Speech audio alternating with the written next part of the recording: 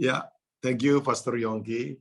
Sebenarnya Pastor Yongki ini senior saya ya Bapak Ibu ya. Jadi kebalik itu kalau dikatakan mentor saya.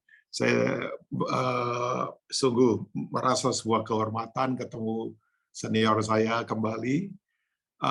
Ya, shalom Bapak Ibu semua yang ada di PMC New York maupun yang ada di Indonesia, juga yang ada di YouTube channel dari PMC New York tentunya. Nah, saya hari ini, pagi ini, atau malam waktu di New York, tanpa bermaksud untuk seperti biasa saya katakan menggurui atau sok tahu, sok pintar sama sekali enggak. Tapi sebagai pelayan Tuhan, saya ingin mengingatkan kita ya untuk kita kembali kepada prinsip-prinsip yang kuat dalam kehidupan. Nah, Bapak Ibu, kita mesti belajar sebuah prinsip begini. Alkitab itu seringkali memberi pada kita gambar gitu ya, ada image, ada picture yang kita harusnya lihat secara mata rohani kita. Ya, ini, nah saya pagi ini akan sampaikan sebuah penglihatan dari seorang nabi namanya Yesaya.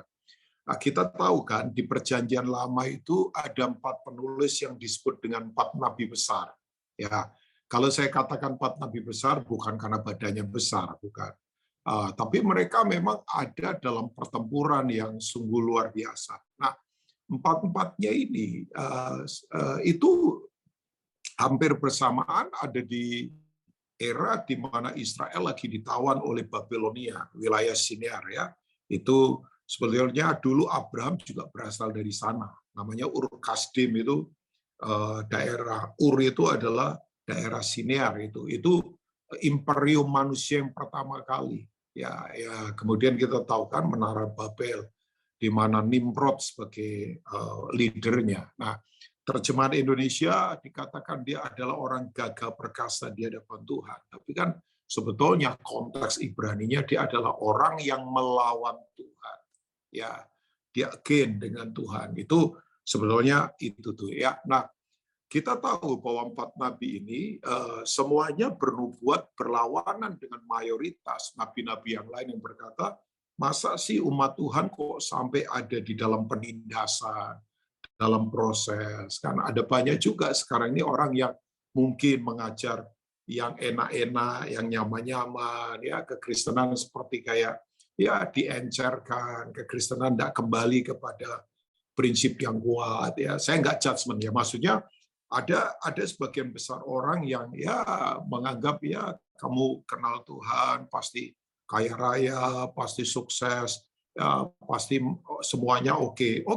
Tapi kan kita harus tahu juga bahwa memang dalam hidup ini ada proses-proses yang tidak akan pernah selesai sampai kita nanti kembali kepada Bapa di sorga. Pertanyaan saya, kenapa kita di bumi menderita? Jawabannya ada 2. Yang pertama jelas, bumi bukan sorga. Dan yang kedua, kenapa bumi ini masalah? Sebab bumi ini sudah trouble. Jadi kita tidak akan pernah bisa lari, mau saudara di Amerika, di Afrika, di Indonesia, di mana saja, pasti proses akan ada terus. Ya. Nah, nah 4 nabi ini bersuara bahwa kalau Tuhan mengizinkan mereka ditawan itu karena Tuhan mendisiplin. Ya, kita tahu kan, sejak Israel itu menduduki tanah Kanaan, Tuhan kan punya prinsip gini. Prinsip misalnya hukum Yobel, tahun Yobel, ya kan? Tahun 50 itu tanah harus diistirahatkan. Tapi mereka enggak hajar terus karena keegoisan. Pokoknya saya dapat, saya melimpah. Tanahnya enggak pernah diistirahatkan. Harusnya kan tahun 50 setahun penuh itu diistirahatkan, dan kemudian yang dulunya punya tanah waktu dia jual ke siapa dikembalikan, ya kan harusnya begitu tuh. Cuman dasar orang Israel kan tahun 49 sudah dijual dulu, jadi supaya tidak rugi kan. Nah itu saya nggak tahu itu ya saya nggak tahu itu either pinter atau licik, saya nggak tahu sebenarnya, itu beda-beda tipis saja sebetulnya. Nah Apa yang terjadi? Mereka harus dihukum di Babilonia 70 tahun. Ya kan? Mereka itu tanah diistirahatkan betul-betul itu. Asik ya. Udah di Babel dipelihara, dikasih makan, ya kan? Ya dong dikasih makan di Babel. Di sana jadi diistirahatkan supaya mereka pulang kemudian bisa tanahnya subur lagi. Yaitu di balik disiplin Tuhan itu selalu ada tujuan ilahi. Tuhan baik kok. Ya, karena sebetulnya kan begini, bahwa disiplin itu bagian dari kasih. Kan? Kasih itu tidak seenak-enaknya. Kasih itu tidak murahan. Kasih itu selalu ada kehormatan, kualitas. Itu kasih. Kasih itu bukan gaya film Hollywood kan. Baru kenal tidur bersama. Itu bukan kasih itu nafsu namanya itu. Ya kan kasih tidak begitu. Kasih itu terhormat. Kasih itu penghargaan. Kasih itu selalu ada dalam holiness, kekudusan, ya kan ya. Nah, disiplin itu bagian dari kasih. Makanya kekristenan sayang ya, kata disiplin ini mulai dihindari. By Dio itu kan. Dirotan supaya kehidupanmu diselamatkan. Saya harus didisiplin. Karena saya masih daging. Saya harus didisiplin.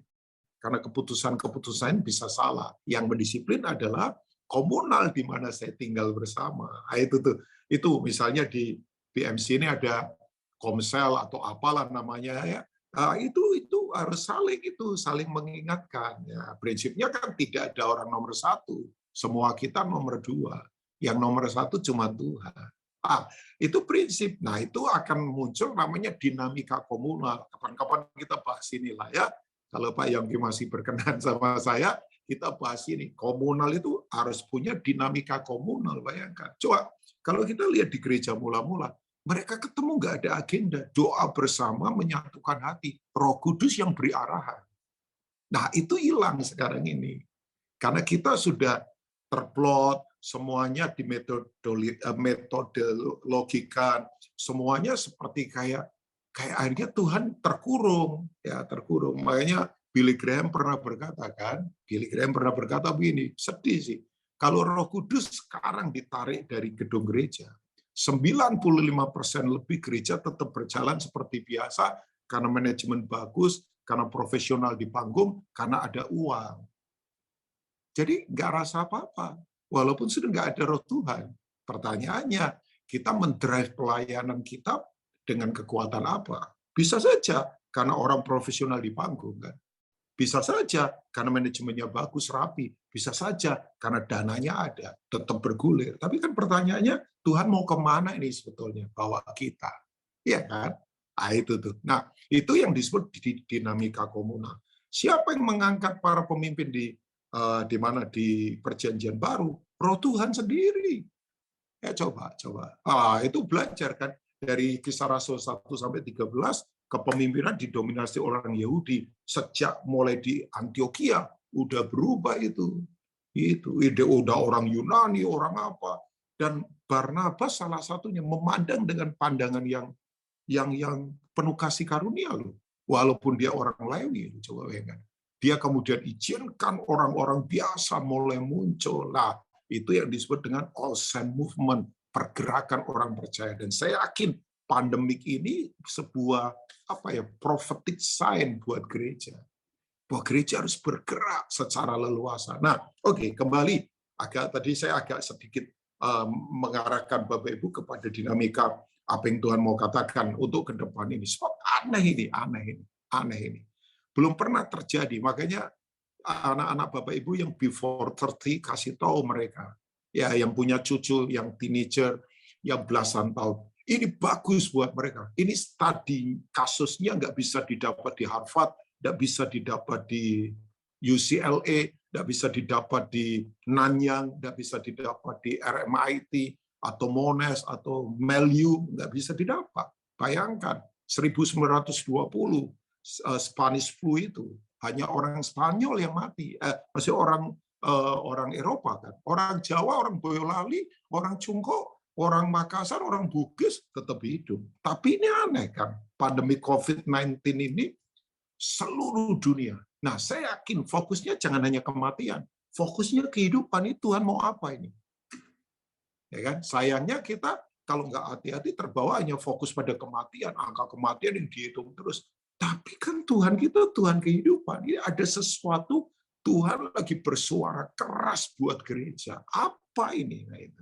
Nah, ini yang disebut dengan waktu karah. Karah itu ada di Pengkhotbah pasal 9 itu. Yang menang perlombaan bukan yang cepat, yang makan roti bukan yang pinter, tapi orang yang bisa menangkap waktu Tuhan. Karah itu begini, ada di waktu yang tepat, berjumpa dengan orang-orang yang tepat, melakukan yang tepat dalam konteks yang tepat dengan hasil yang tepat untuk kemuliaan Tuhan. Nah, itu karah itu. Tangkaplah itu, Bapak Ibu. Itu yang disebut dengan waktu-waktu yang tepat dalam kehidupan. Oke. 4 nabi besar itu Yesaya, Yeremia, salah satu Yeskiel, dan satunya adalah Daniel. Ya, Daniel terkorelasi dengan kitab Wahyu. Ya, itu yang disebut dengan penyingkapan in the future nanti ke depan ya. Itu yang disebut istilah kerennya apokaliptik gitu ya. Saya yakinlah Pastor Yongki, Pastor Lukas atau pastor yang lain di sini udah mengajar hal apa ke depan yang harus kita cermati. Bahkan saya katakan buat Bapak Ibu ya, nggak nakut-nakuti. Ini COVID ini belum seberapa. Gletser yang pada runtuh, yang nggak jauh dari tempat Bapak Ibu itu akan mengeluarkan banyak virus yang lebih ganas. Gletser yang pada runtuh, ya permukaan air laut bertambah, liquid air laut makin luar biasa. Iya dong, air laut yang asin dimasukkan jutaan ton kubik air, ya jadi liquid. Makanya kalau tsunami, wah kecepatannya tidak terbendung. Garam itu kan menghambat, Bapak Ibu ya. Ya, berat lah ya, tapi masuknya air tawar yang jutaan ton kubik begitu masuk ke air, nah environment air laut terganggu, makanya hiu-hiu yang ganas-ganas pada bingung sekarang renangnya kemana-mana. Jangan kaget kalau tiba-tiba di Sungai Klaten muncul hiu misalnya ya, itu nggak mengejutkan. Misalnya saya terlalu banyak nonton di film Avengers kali ya, nah, tapi memang penguapan jadi terganggu, makanya badai di mana-mana, Bapak Ibu. Oh iya, ini memang kita ini ada di masa yang luar biasa. Tapi kan fokusnya jangan kepada ketakutan, kematian, kekhawatiran. Ada kehidupan apa yang akan Tuhan kerjakan di depan sebagai orang percaya. Gereja bersiaplah untuk kemudian dipercaya perkara besar. Tapi kita jangan batasi Tuhan. Nah, Yeskiel pasal, ini baru khotbah, tadi saya belum khotbah, ini sekarang ada khotbah. Nah, saya tidak akan panjang-panjang, saya yakin kalau New York sudah malam loh, ya, kecuali Bapak Ibu siapkan kopi di sebelah Bapak Ibu ya masih bisa nggak ngantuk ya. Pak Yongki kayaknya itu ada kopi sebelahnya sama Ibu. Nggak tahu Kesia ada di mana ini Kesia, saya nggak lihat wajahnya Kesia. Oke, kita coba lihat Yeskiel pasal 47. Ini dia. Ayat pertama sampai agak panjang sedikit ya. Narasinya ini bagus banget. Saya akan bacakan buat Bapak Ibu semua. Coba Bapak Ibu buka hati. Saya yakin Roh Kudus akan menerjemahkan lebih dalam. Saya terbatas, tapi Tuhan akan menerjemahkan lebih dalam. Kemudian ia membawa aku kembali ke pintu bait suci, dan sungguh ada air keluar dari bawah ambang pintu bait suci itu dan mengalir menuju ke timur. Sebab bait suci juga menghadap ke timur, dan air itu mengalir dari bawah bagian samping kanan dari bait suci sebelah selatan mezbah. Lalu diiringnya aku keluar melalui pintu gerbang utara, dan di bawahnya aku berkeliling dari luar menuju pintu gerbang luar yang menghadap ke timur. Sungguh air itu membual dari sebelah selatan. Ayat yang ketiga, sedang orang itu pergi ke arah timur memegang tali pengukur di tangannya. Ia mengukur 1000 hasta dan menyuruh aku masuk ke dalam air itu, maka dalamnya sampai di pergelangan kaki. Ia mengukur 1000 hasta lagi, menyuruh aku masuk sekali lagi ke dalam air itu, sekarang sudah sampai di lutut, kemudian ia mengukur 1000 hasta lagi, dan menyuruh aku untuk ketiga kalinya masuk ke dalam air itu, sekarang sudah sampai di pinggang. Sekali lagi, ia mengukur 1000 hasta lagi, sekarang air itu sudah menjadi sungai, di mana aku tidak dapat berjalan lagi, sebab air itu sudah meninggi, sehingga orang dapat berenang, suatu sungai yang tidak dapat diseberangi lagi. Nah, Bapak Ibu nanti coba saya akan baca ayat yang ke-6, tapi satu hasta itu adalah 0,045 cm kali 4 ya Bapak Ibu, hitung sendiri itu, tapi itu artinya ketinggian yang sangat tinggi. Nah, 0,045 km ya kalau Bapak Ibu ukur 1000 hasta. Nah, Coba ayat yang ke-6. Lalu ia berkata kepadaku, sudahkah engkau lihat, anak manusia? Ya, Bapak Ibu, highlight kata itu, sudahkah engkau lihat? Nah, ini gambar apa yang kita akan dapatkan. Ini penglihatan secara rohani mata batin. Kemudian ia membawa aku kembali menyusur tepi sungai. Dalam perjalanan pulang, sungguh sepanjang tepi sungai itu ada amat banyak pohon di sebelah sini dan di sebelah sana. Ia berkata kepadaku, sungai ini mengalir menuju wilayah timur, menurun ke arah Bayu Yordan dan bermuara di Laut Asin. Air yang mengandung banyak garam dan air itu menjadi tawar. Jika kemana saja sungai itu mengalir, segala makhluk hidup yang berkeriapan di sana akan hidup, ikan-ikan akan menjadi sangat banyak, sebab di mana saja air itu sampai air laut di situ menjadi tawar, dan kemana saja sungai itu mengalir, semuanya di sana hidup. Maka penangkap-penangkap ikan penuh sepanjang tepinya mulai dari En-Gedi sampai En-Eglaim. Daerah itu menjadi penjemuran pukat, dan di sungai-sungai itu ada berjenis-jenis ikan seperti ikan-ikan di laut besar sangat banyak. Tetapi rawa-rawanya dan payah-payahnya tidak menjadi tawar. Itu menjadi tempat mengambil garam. Pada kedua tepi sungai itu tumbuh bermacam-macam pohon buah-buahan yang daunnya tidak layu, buahnya tidak habis-habis. Tiap bulan ada lagi buah yang baru, sebab pohon-pohon itu mendapat air dari tempat kudus itu. Buahnya menjadi makanan dan daunnya menjadi obat. Amin buat firman Tuhan. Maaf kalau saya membaca agak sedikit cepat karena supaya waktunya nggak terlalu terbuang banyak. Nah, Bapak Ibu nanti baca baik-baik di Alkitab. Wah, itu Kesia udah kelihatan kayaknya ya. Udah kelihatan. Oke. Nah, dari ayat-ayat ini Bapak Ibu semua ya, saya coba akan sampaikan beberapa prinsip penting. Pertanyaan saya, kalau Bapak Ibu membaca ini, Bapak Ibu dapat gambar apa sih secara rohani? Ya, sebab ini gambar itu penting banget. Ya, gambar manusia itu kan sebenarnya makhluk gambar. Bapak Ibu dengar nama orang tertentu pasti muncul gambar. Ya, misalnya Lionel Messi, ya, yang suka soccer pasti langsung pemain bola, ya kan? Oke, Bapak Ibu waktu dengar misalnya Garuda, apa yang ada di gambar Bapak Ibu? Bisa saja pesawat terbang, bisa saja lambang negara, tapi juga bisa saja kacang Garuda, ya. Ya, kalau dia suka kacang Garuda, kacang atom, ya langsung munculnya kacang, ya kan? Nah, gambar nggak mesti ada gambar. Samsung, Apple, ya itu Apple misalnya. Bapak Ibu pasti akan punya gambar. Nah, ayat-ayat ini sebetulnya membuat kita harusnya menangkap gambar. Makanya dikatakan lihatlah. Dan tahu Bapak Ibu, kalau kita membaca Alkitab, satu kata diulang sampai lebih dari sekali, itu very important. Penting banget. Penting banget, penting. Ya, yang berikutnya kenapa diulang-ulang? Ya, karena kita pelupa. Jelaslah. Kenapa diulang-ulang lagi? Coba taruh tangan di kepala, kita pencet-pencet kepala kita, Bapak Ibu dimanapun. Ya, rasanya apa? Itu. Karena kita keras kepala, makanya diulang-ulang. Ya kan? Ya kalau ada yang nggak keras, ya cepat periksa ke dokter. Berarti ada masalah di kepala kita ya. Ya, kita keras kepala, makanya perlu diulang-ulang. Kan? Nah, kata yang diulang itu adalah kata sungguh. Sungguh itu definisinya begini, fakta yang tidak bisa dibantah. Itu terjadi. Firman Tuhan itu iya dan amin. Yang percaya katakan amin, Bapak Ibu. Tidak mungkin tidak terjadi. Pasti terjadi. Nah, dari ayat-ayat ini saya akan tarik beberapa hal penting. Ya, hal yang penting. Yang pertama ternyata, Roh Tuhan itu tidak bisa dibatasi oleh keadaan dan situasi apapun. Ya kan? Di bait Allah, di bait suci, Alkitab katakan, ada air yang mengalir keluar. Ya, itu mengalirnya dari mezbah. Ya, nah, bait suci itu sebetulnya gambaran kita kan. Semua kita kan baitnya Allah. Ya dong, di mana Tuhan berdiam di dalam kita. Nah, Tuhan mau untuk kita menyadari, kita itu di mana roh Tuhan bersama kita tidak terbatas loh Bapak Ibu. Saya percaya kok, saya percaya. Ya, makanya betul kan kedekatan kita dengan Tuhan itu, Bapak Ibu itu adalah nyawa utama kekristenan. Ya, melekat bersama roh Tuhan itu kekuatan kita Bapak Ibu. Ya, saya percaya Bapak Ibu ya, orang berkata begini, Pak, untuk mengerti hati Tuhan itu kayaknya rumit. Enggak. Ya.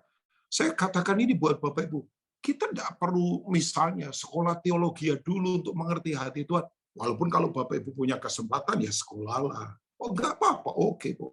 Saya juga suka belajar. Saya lagi baca bukunya David Powson. Kalau Bapak Ibu tahu ya, setebal kayak itu tuh, kayak bantal. Ini Unlocking the Bible. Ya, perjanjian lama, perjanjian baru. Waduh, hikmatnya memang luar biasa. Sampai saya geleng-geleng kepala lihat apa yang dia katakan kan. Banyak hal. Nah, saya suka belajar karena saya tahu kalau saya tidak membaca, saya nggak bisa mengerti banyak hal. Tapi yang utama perenungan firman lah jelas. Itu nomor satu dalam kehidupan saya. Nah, maksud saya begini, Bapak Ibu. Tuhan yang supranatural yang tak terbatas. Kan Tuhan itu tak terbatas. Ya, Bapak Ibu pasti amin kan. Tuhan yang supranatural itu sebetulnya begini, kita bisa menangkap secara natural kalau kita itu melekat sama Dia. Jadi mengerti hati Tuhan, mengerti apa yang menjadi kerinduannya itu sebetulnya hal yang natural walaupun memang Tuhan supranatural. Ya. Tapi waktu kita melekat sama Dia itu akan jadi hal yang simpel sebetulnya, tidak rumit kok Bapak Ibu. No, kalau kekristenan rumit, ya saya harus katakan ya, nanti hanya orang tertentu yang cuma tahu Tuhan. Enggak lah. Ya, Tuhan kan mau semua orang betul-betul menangkap apa yang menjadi kerinduan hatinya Dia. Makanya saya dorong, mungkin ini nasihat biasa. Yuk Bapak Ibu jangan jauh dari Tuhan. Terus melekat. Membangun kesadaran 24 jam Tuhan bersama kita. Ya, dimanapun. Sebab Dia kan person, Dia pribadi. Dia bisa diajak ngobrol. Dia adalah pribadi kan. Makanya jangan dekati Tuhan seperti mendekati sistem. Jangan mendekati Tuhan dengan cara-cara agamawi. Enggak. Ya, di mana saja Bapak Ibu. Saya harus katakan ini, sadar Tuhan 24 jam. Jangan hanya sadar Tuhan di kebaktian. Biasalah. Kalau orang sadar Tuhan di kebaktian, ya memang kan. Di kebaktian kita nyanyi tentang Tuhan, dengar firman tentang Tuhan. Ya pastilah. Tapi dalam kehidupan, ya saya tidak pernah lupa itu. Satu kali teman saya, seorang gembala di satu desa, ya di desa. Nah jemaatnya mayoritas petani. Oh di desa kok. Ya, saya nggak tahu kalau BMC New York ya. Saya yakin ini nggak ada yang petani lah. Dari wajahnya sih kebanyakan mungkin profesional atau punya unit usaha sendiri kan. Ini mayoritas jemaat yang teman saya gembalakan itu petani. Nah, salah satu kali dia kayaknya ini ngomong begini, Pak Pendeta, minggu depan saya tidak bisa jadi asyir, tolong digantikan oleh orang lain. Nanti minggu depannya lagi saya akan jadi asyir. Ditanya teman saya, loh Bapak kenapa? Nah, minggu depan itu di daerah saya ada panen, pertaniannya panen. Nah, orang desa kalau panen itu dipanen bersama. Nanti makan bersama. Makanya Bapak Ibu pernah lihat nggak zaman di Jakarta ini sekarang ada orang makan bersama-sama pakai daun itu panjang sekian meter. Wah itu rame-rame itu namanya apa sih itu tuh? Wah masakan-masakan tradisional itu makanya rame-rame. Itu sebetulnya tradisi di sawah di mana orang makan rame-rame itu panjang gitu makan itu perjamuan kudus itu namanya itu makan bersama itu koinonia itu persekutuan meja makan kan. Nah teman saya kan orang yang pandangannya sangat terbuka dan tajam, dia berkata nggak apa-apa, lo nggak apa-apa Pak Pendeta, nggak apa-apa kan minggu depannya lagi Bapak nanti tugas. Oh begitu ya, nggak berdosa ya, nggak apa-apa. Nanti saya kasih tahu Tuhan lah supaya kamu nggak berdosa gitu. Nah, ini teman saya bercanda begitu. Nah sebelum orang ini pergi, tahu nggak kata-katanya teman saya suka sekali. Pak, mending Bapak di sawah ingat Tuhan daripada di gereja ingat sawah. Itu kata-kata kelihatannya biasa, tapi saya kemudian berkata, wow, itu hikmat loh, ya kan? Nah, ya kan? Artinya teman saya sedang berkata begini, kamu dimanapun berada mesti sadar Tuhan. Nah, saya ingin membawa kita, Bapak Ibu semua, biar aliran Tuhan yang tidak terbatas itu akan terus mengalir dalam hidup kita. Makanya Bapak Ibu tidak usah takut. Sumber hikmat tidak terbatas, kekuatan Tuhan tidak terbatas. Ya, tapi jangan batasi Tuhan kan. Jangan batasi Tuhan dengan kepesimisan kita. Jangan batasi Tuhan dengan kesombongan kita. Jangan batasi Tuhan dengan pengalaman kita. Jangan batasi Tuhan. Lah, pengalaman itu bisa jadi pembatas kita. Berapa banyak orang jadikan pengalaman, bisa saja pengalaman menjadi berhala. Karena menganggap bahwa orang lain tidak seperti dia. Saya sudah punya pengalaman kok, saya sudah makan asam garam kok, makanya tensinya naik terus, terlalu banyak makan garam, coba bayangkan. Asam lambungnya naik terus, asam sama garam, itu bahaya itu.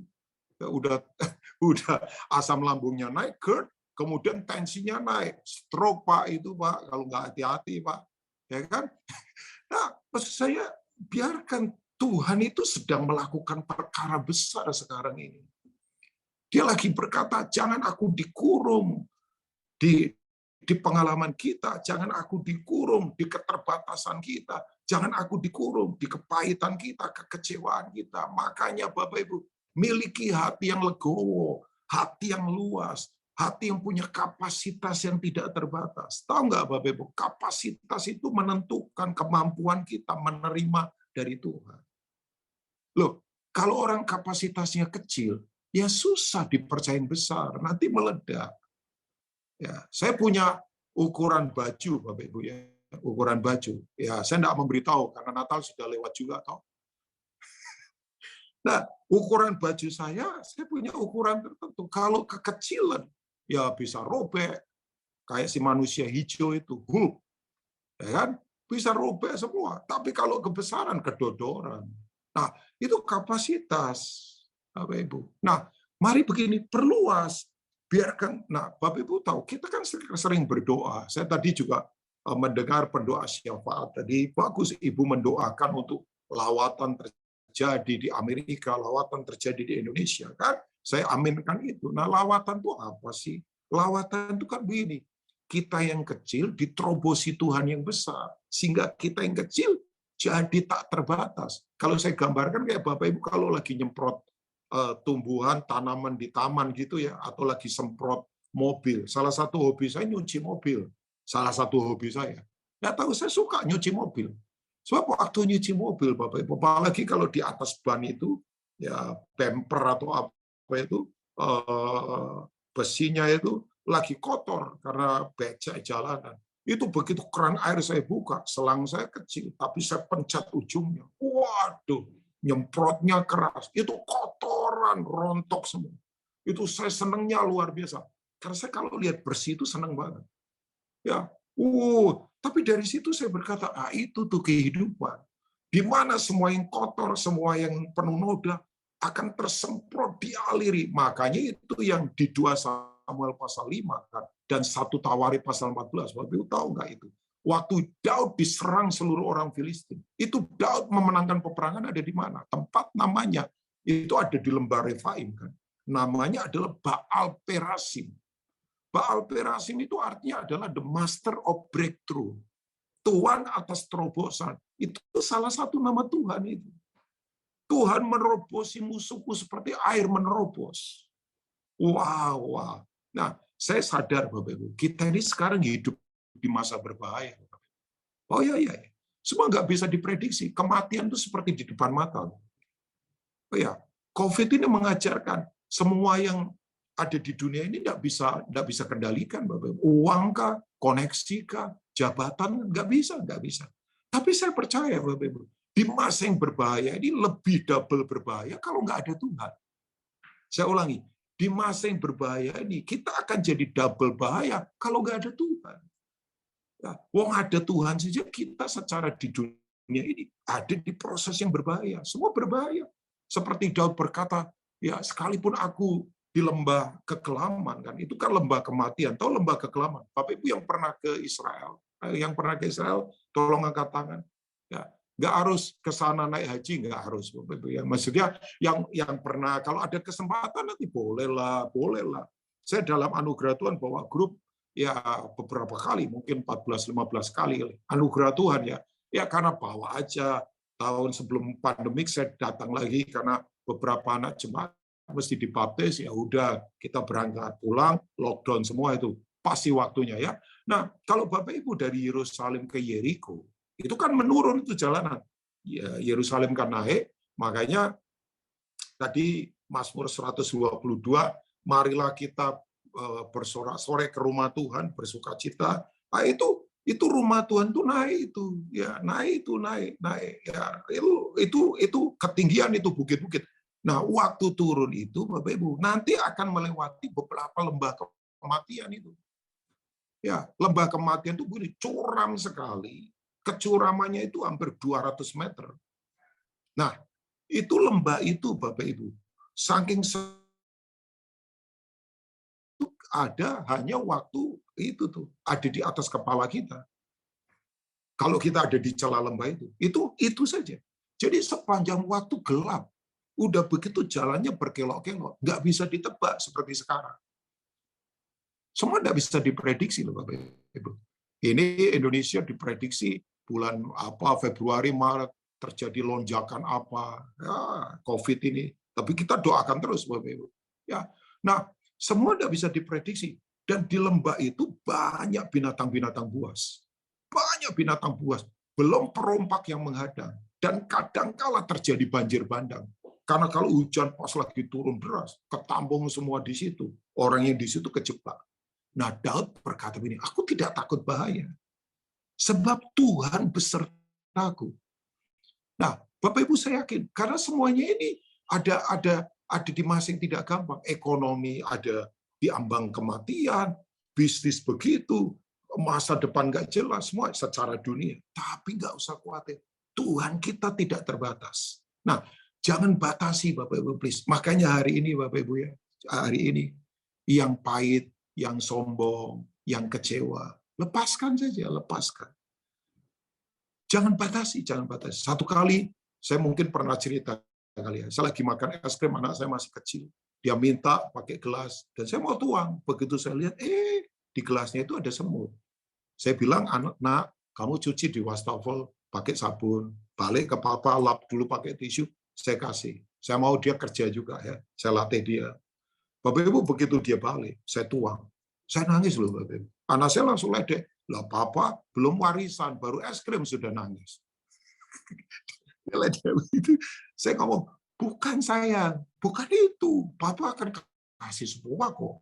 Ya, loh, milik bapak itu untuk anak.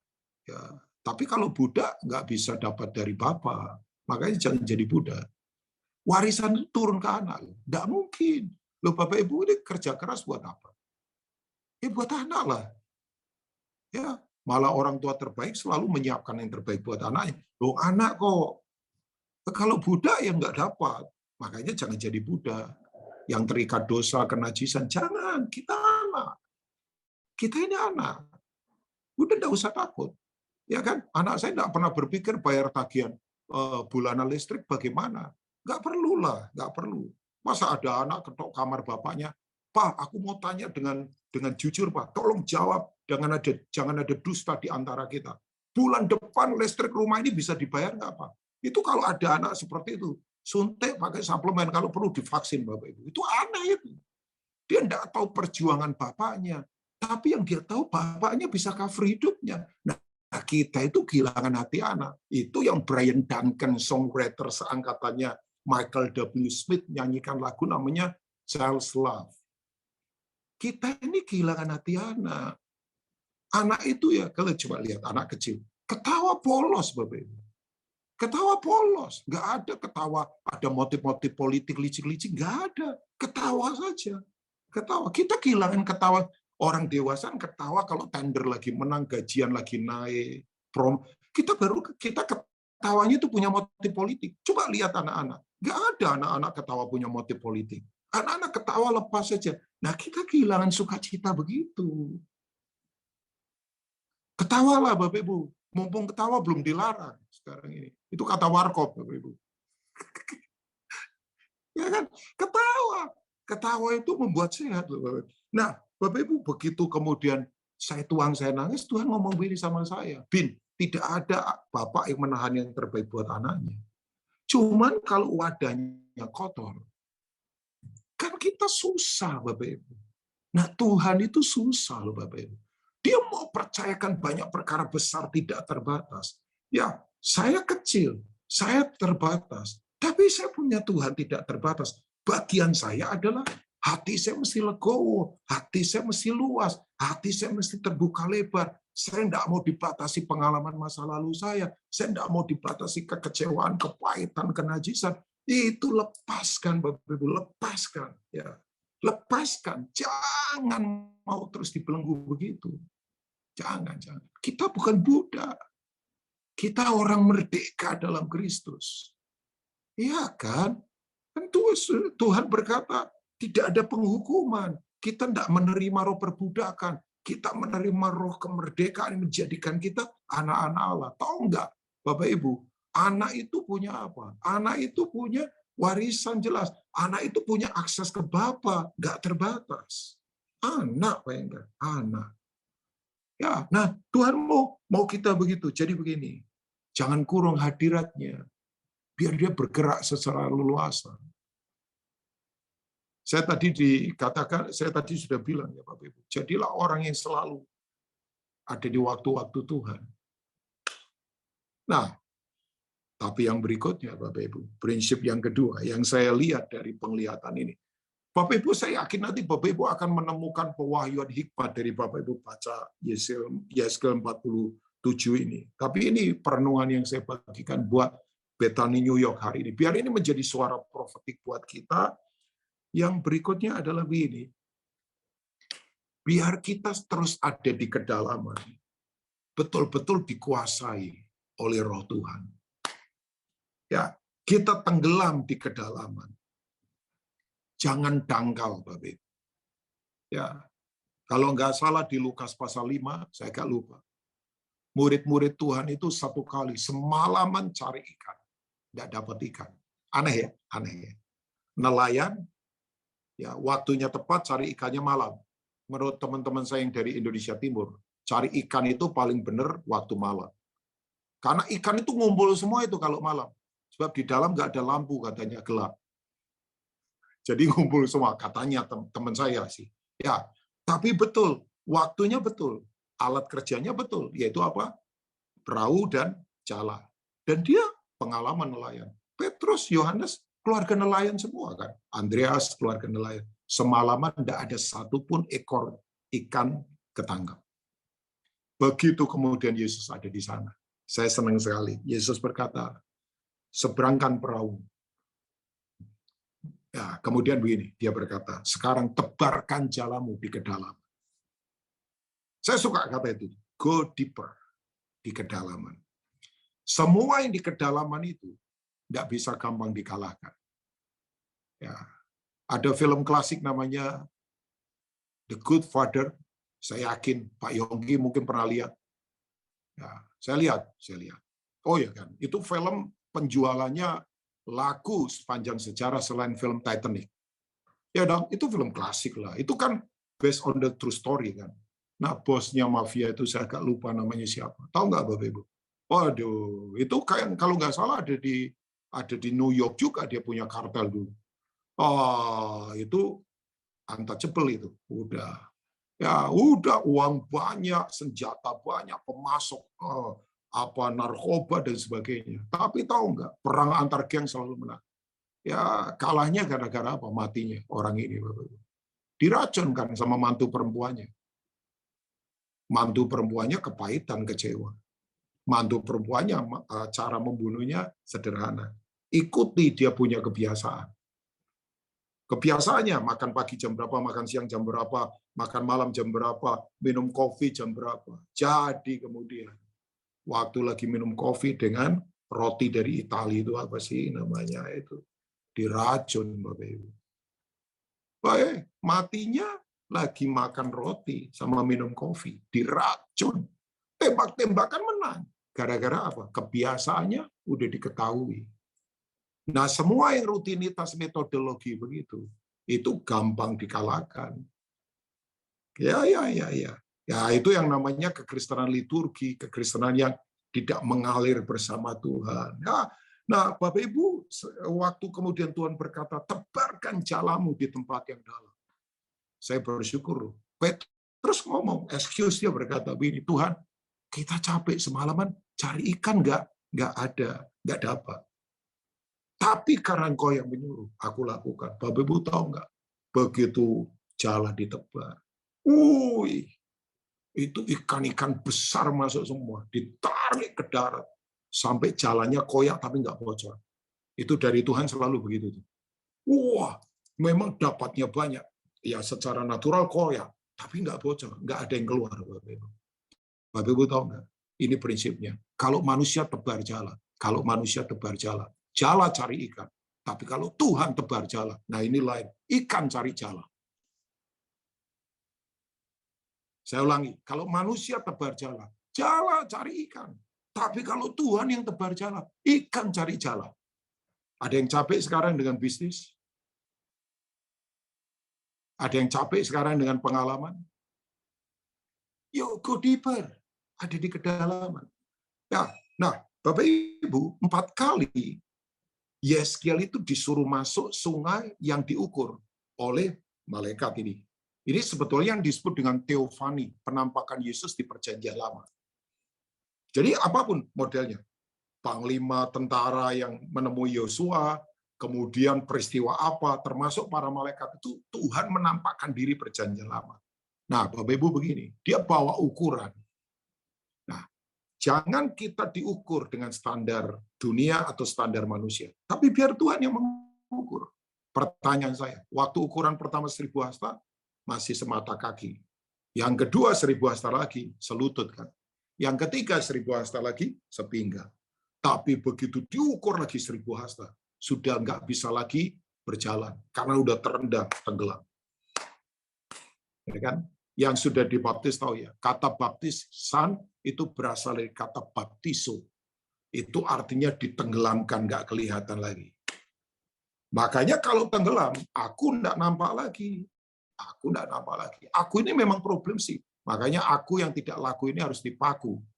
Ya, aku yang kaku yang tidak laku ini harus dipaku. Nah, itu kan ya, itu aku yang kaku yang tidak laku harus dipaku. Bapak Ibu, kalau orang ditenggelamkan, saya nggak pernah lupa ini hamba Tuhan dari Argentina namanya Juan Carlos. Wah, itu kalau membaptis orang saya kaget. Ya kan, begitu orang di air, dia baptis, dia kasih tahu sebentar, kemudian dia berkata begini, I kill you. Orangnya kaget, mau lari loh. Aku bunuh kamu, coba bayangkan. Wah, saya kaget juga itu. Kok dia begitu tuh? Tapi begitu ditenggelamkan, dia baru kasih penjelasan. Dia berkata begini, orang kalau nggak mati, jangan dikubur. Orang kalau tidak dikubur, pasti susah bangkit. Sebab kalau orang masih hidup, kalau dikubur itu sakit loh Bapak Ibu. Jangan. Jangan kubur orang kalau masih hidup. Sakit, jangan. Makanya berapa banyak orang Kristen sakit itu karena belum mati. Mesti harus mati dulu akunya. Ya kan, prinsipnya kan orang mati tidak takut mati. Coba di tempat persemaian jenazah belum ditutup petinya, jangan ditanya bisikin telinganya, kamu takut mati nggak bro? Itu yang tanya salah itu. Iya kan? Ya, maksud saya begini, memang saya baru tahu kenapa Pastor Juan Carlos kemudian membaptisnya orang begitu. Karena orang bangkit itu sebab dikubur. Orang kenapa dikubur? Karena mati. Nah, Bapak Ibu, saya beritahu buat Bapak Ibu. Waktu Tuhan ukur kita, Bapak Ibu ini sekarang ada di mana ukurannya? Kalau di mata kaki, ya suka keluar masuk, nggak ada komitmen. Mata kaki itu bahasanya Pak Yongki itu keceh itu. Ya kan? Itu bahasa Jerman itu keceh-keceh. Oh ya, keceh-keceh. Kalau Bapak Ibu misalnya ya duduk di tepi kolam renang itu, kakinya masuk itu nggak dalam. Nah, kita kecil-kecil itu biasanya ya keceh-keceh saja lah ya. Oke. Nah, ada banyak orang yang begitu. Seenak-enaknya kalau aku lagi senang doa ya doa, kalau enggak ya siapa yang bisa larang gua. Kalau saya pengen kebaktian ya kebaktian saja. Saya pengen pelayanan terserah. Kalau saya enggak suka ya saya enggak usah pelayanan. Enggak ada komitmen sungguh-sungguh sama Tuhan. Itu tuh ukuran kita. Saya kalau Tuhan ukur saya ada di mana? Ini saya sedang melempar perenungan saja buat Bapak Ibu. Karena kalau kita enggak tenggelam, ditenggelamkan, dikuasai oleh kekuatan Tuhan, nanti keakuan kita masih kuat. Bisa saja bahasa rohnya kencang, bisa saja nyanyi lagu rohani, Tapi coba begitu didesak kebutuhan, daging terus yang keluar. Begitu didesak keadaan, daging terus yang keluar. Begitu didesak oleh situasi, daging terus marah, sumpah serapah, licik, negatif, dan apa? Responnya selalu akunya muncul. Orang kalau lagi kebaktian, tidak ketahuan aslinya, Bapak. Tapi coba ditekan. Ketika orang lain nggak tahu. Ketika film-film yang jorok ditawarkan. Ketika uang-uang yang nggak jelas ditawarkan. Ketika jalan pintas, jalan mudah, tapi melanggar prinsip ditawarkan. Kan orang sekarang lebih suka mengambil jalan pintas daripada jalan Tuhan. Saya tidak mau mengambil jalan mudah. Saya mau mengambil jalan Tuhan. Ya, Pak Renal Kasali, ya, Bapak Ibu, saya pernah ketemu beliau. Coba lihat dia punya podcastnya dia. Wah, terakhir dia bilang, sekarang kan Bapak Ibu tahu ya, orang pamer-pamer semuanya, walaupun mungkin banyak utang. Sebab Tuhan sukses itu sekarang mendominasi dunia. Orang kaya zaman dulu malah tenang-tenang. Rumah kelihatan tidak bagus, tapi ya dalamnya lain memang. Tapi sekarang enggak. Oh ya, ya, ya, ya. Tapi saya berkata iya ya. Orang kalau di kedalaman itu enggak nampak. Itu yang disebut dengan whisper revival. Kebangunan rohani yang berbisik. Kelihatannya tenang. Air tenang itu menghanyutkan. Air beriak itu biasanya dangkal. Ya kan? Coba air tenang itu. Bapak Ibu kalau ketemu orang yang tenang, hadapin apa tenang. Saya tahu kedalamannya berbeda. Ya, dan semua yang dalam itu mahal. Ya, satu kali teman saya pamer-pamer jam pakai berlian. Dia itu OKB orang kaya baru. Kalungan emas. Dia buka kancingnya. Biasanya tidak pernah begitu. Ya kan? Kalau Hotman Paris kan memang nggak apa-apa, memang marketingnya begitu kan, sama begini-begini kan, marketingnya dia. Ini teman saya itu nggak pernah begitu. Baju ya ditutup kayak mau masuk angin begitu, Bapak Ibu. Nggak pernah dibuka terus kerahnya ditarik begini, Bapak Ibu pernah lihat nggak itu? Saya bilang kamu itu jadi aneh sekarang gara-gara itu tadi. Bisnis tepat waktunya, wah berlimpah, miliaran tiap bulan. Waduh, dia datang berkata, Pin, lihat nggak jam tanganku, kalungku berlian. Saya bilang, yang kamu pakai itu makan korban. Udah marah sama saya, sembarangan. Saya nggak korupsi lebih. Saya nggak nipu orang. Saya nggak ngomong kamu nipu kan. Tapi siapa tahu waktu berlian ini diekspor, banyak yang mati karena di kedalaman. Udah kaget. Iya juga ya. Saya makanya bilang, ya titipkan ke saya sebulan dulu, saya tabiskan dulu. Ya nggak mau. Saya bercanda sama dia. Loh, ya kan Bapak Ibu, berlian, emas, uranium, platinum, itu nilainya, harganya jauh lebih besar dari semua harta yang ada di permukaan tanah. Tanaman, buah. Tapi kan ekspornya mahal. Alatnya mahal. Dan bahkan banyak orang bisa jadi korban loh. Makanya ibu-ibu yang pakai yang itu kelip-kelip begitu ya, nggak usah sombong-sombong. Sebab mungkin ada korbannya loh. Mungkin perlu dikuduskan. Nggak, ini bercanda saja. Nggak apa-apa lah, kan kita beli kan. Bapak Ibu maksudnya, saya cuma bilang, semua yang di kedalaman itu mahal. Nah sekarang saya nggak tahu. Tuhan ukur kita ini ada di mana. Di lutut ya masih bisa pamer-pamer yang di atas. Bisa pamer apalah, bisa pamer tas, bisa pamer baju, bisa pamer kalung, bisa pamer kacamata, bisa pamer apa. Di pinggang masih oke lah. Masih bisa keluar masuk juga. Nggak ada komitmen keluar masuk. Tapi Tuhan mau sampai kita sudah nggak bisa lagi berjalan. Tenggelam. Kita hanya bisa berenang mengikuti arus itu. Wow. Saya bayangkan ya, penglihatan Yeskiel itu. Oh iya, ya. Itu matinya daging. Kita tenggelam. Kita dikuasai. Kita betul-betul dikendalikan oleh Roh Tuhan.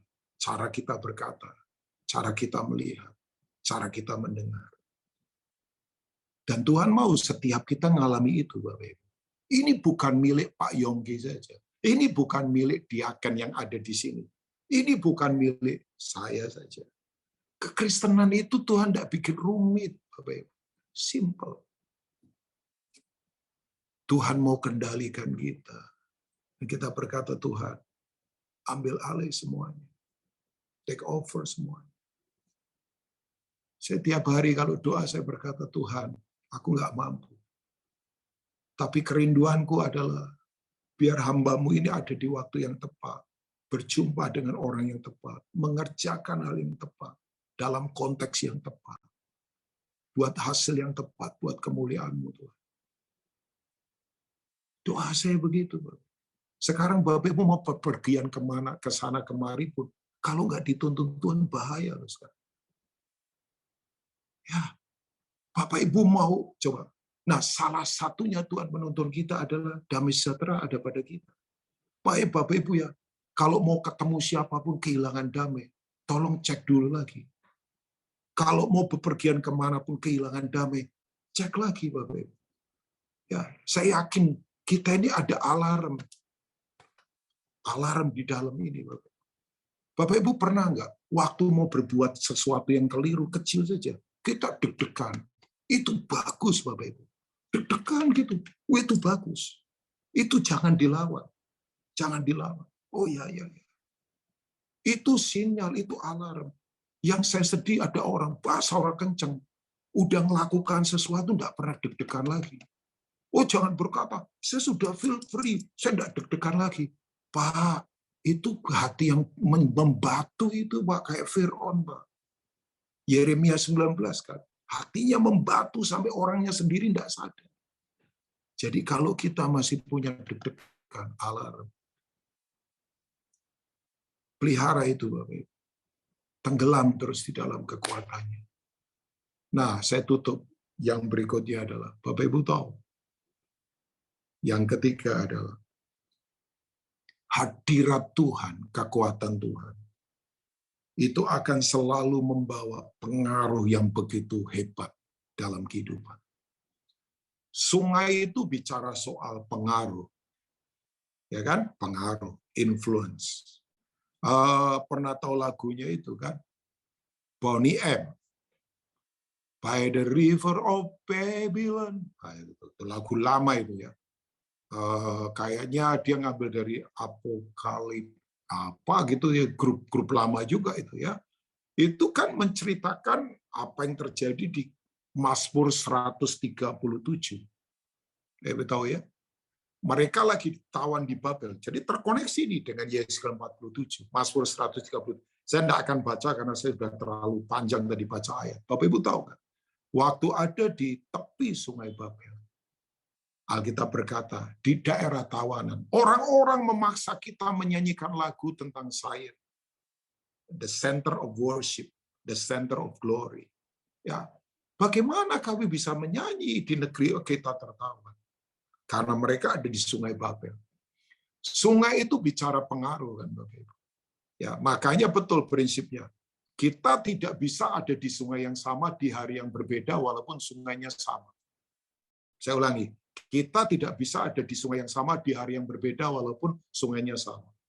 Saya misalnya ada di satu sungai hari ini, ya kan? Begitu masuk lagi besok itu sudah beda. Beda apa? Alirannya. Makanya kasih Tuhan seperti sungai, selalu baru setiap hari.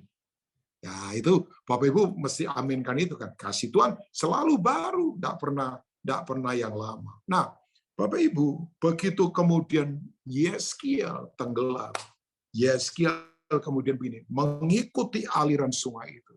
Tahu apa yang dia lihat? Waduh, kepanan rohani.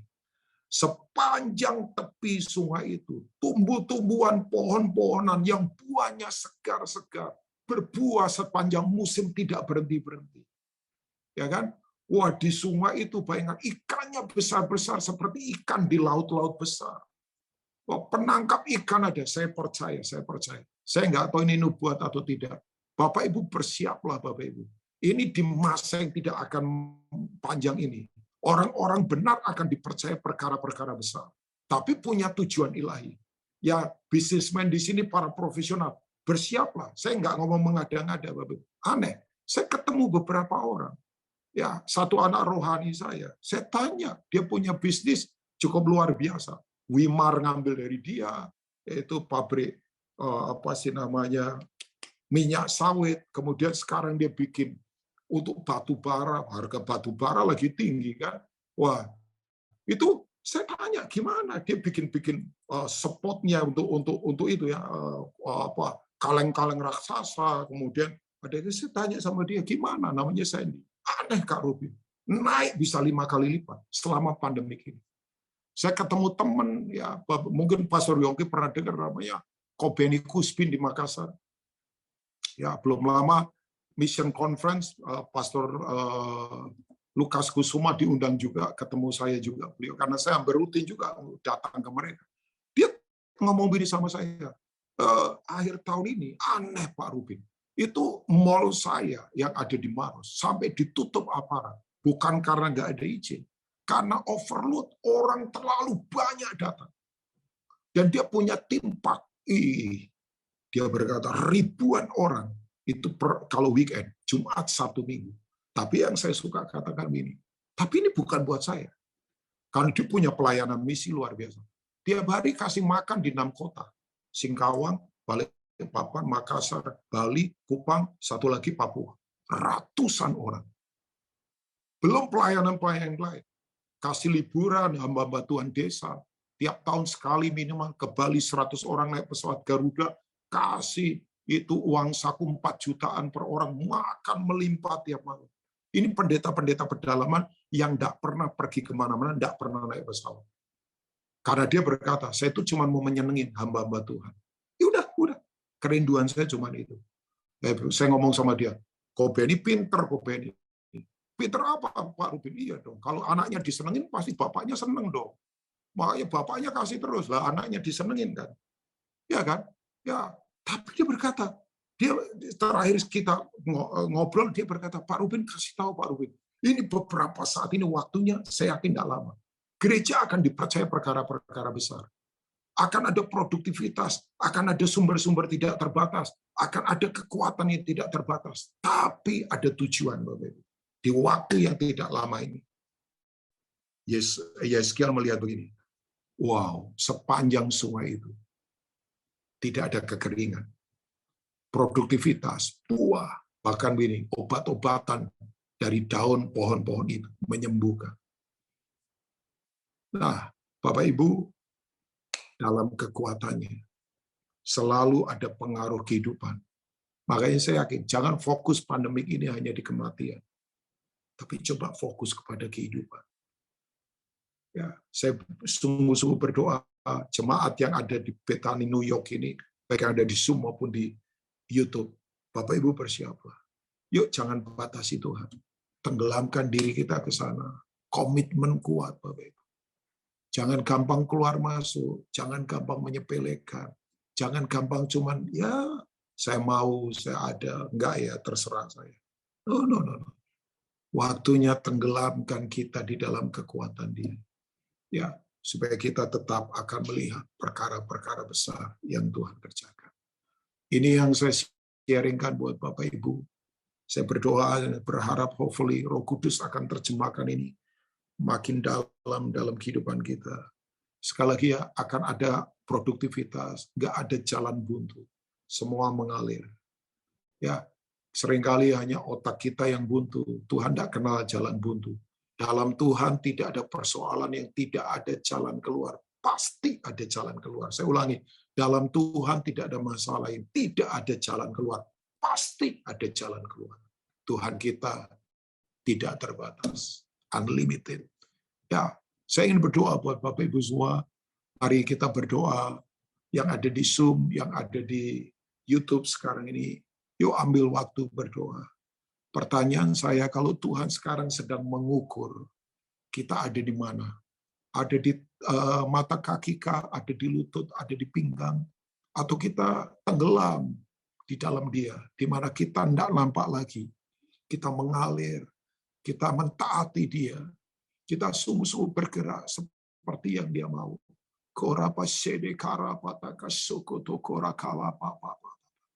Yes, Lord. Yang lagi kering, yang lagi susah, yang lagi bingung, yuk tangkap sesuatu yang ilahi. Tuhan sedang membuka gambarannya buat kita. Ya, ada gambar. Mari minta Tuhan menerangi mata hati kita, menerangi penglihatan kita. Seperti doa Paulus, dia berkata, terangi mata hatiku, Tuhan, untuk melihat pengharapan apa yang terkandung dalam panggilanmu, betapa besar, tinggi, luas, lebar, dalamnya pengharapan buat orang-orang percaya, dan betapa hebat kuasamu yang telah dikerjakan dengan membangkitkan Yesus dari antara orang mati, dan kuasa itu bekerja di dalam kami tak terbatas. Hamba berdoa Tuhan untuk setiap kami yang ada di Bethany New York ini, ya, dalam ibadah worship from home yang ada di Zoom maupun yang ada di YouTube. Tuhan jamah setiap kami. Tuhan jamah, kami mau tenggelam, kami mau dikuasai, kami mau dikendalikan oleh hadirat-Mu sendiri. Kami tidak lagi merespon dengan aku, dengan kedagingan. Bergeraklah secara leluasa. Hari ini terobosi setiap kami. Yang kering disuburkan, yang macet Tuhan terobosi. Ada aliran baru yang sangat luar biasa. Tuhan berkati yang sakit disembuhkan. Kuatkan setiap kami. Biar firman ini termeterai, memerdekakan setiap kami. Keakuan, semua bentuk kekecewaan, kepahitan, kesombongan yang menghambat untuk kami punya keluasan, membiarkan Kau bekerja dengan luas, dipatahkan dalam hidup kami. Dan kami mau tanggalkan itu. Kami mau merendahkan hati Tuhan, selalu berharap kepadamu. Demi nama Tuhan Yesus, berkati umat-Mu, sayangi umat-Mu. Haleluya. Amin.